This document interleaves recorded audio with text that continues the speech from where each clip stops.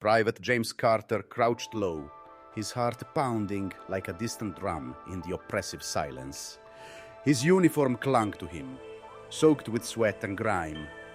Each breath felt like an effort, the air heavy in his lungs. Around him, the jungle seemed alive, whispering secrets through rustling leaves and distant animal calls. Sergeant Miller crackled through the radio, his voice a lifeline in the suffocating quiet. "Move up, Carter," he instructed, the order pulling James from his anxious reverie. With rifle in hand, James pushed forward, every sense on edge.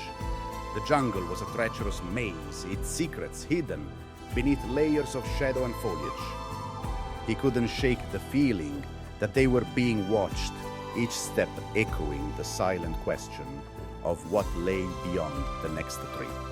The crack of a gunshot tore through the stillness, instinctively sending James to the ground. Heart racing, he scanned the jungle, the world around him, a blur of green and shadow. He could hear movement ahead, the enemy close, unseen in the thick foliage. "Contact!" James shouted into his radio, his voice steady despite the adrenaline surging through his veins. Gunfire erupted, mingling with the jungle's own cacophony. Sergeant Miller's voice cut through the chaos. "Carter, you hit one. Keep your head down. We're not alone out here." James nodded, his mind racing as he ducked to look behind a fallen tree. The jungle was a deadly adversary, hiding both friend and foe in its depths. Every rustle, every shadow was a potential threat. As they advanced, a hidden mine detonated, throwing James backward. The world spun, a sharp pain radiating from his leg. When his vision cleared, Sergeant Miller was beside him, face grim. "You're alive, Carter. Stay with me," he urged, voice urgent and commanding. James gritted his teeth against the pain, refusing to succumb. "I can keep going." He gasped, determination overriding the agony. Miller shook his head, firm. "We're not leaving anyone behind. You're not doing this alone, Carter." With Miller's help, James was hoisted up, leaning heavily on his sergeant as they retreated. The jungle pressed in, the air thick with humidity and distant gunfire. Each step was a battle, a test of endurance against the unforgiving terrain. Sergeant Miller barked orders to the squad, urgency in his voice.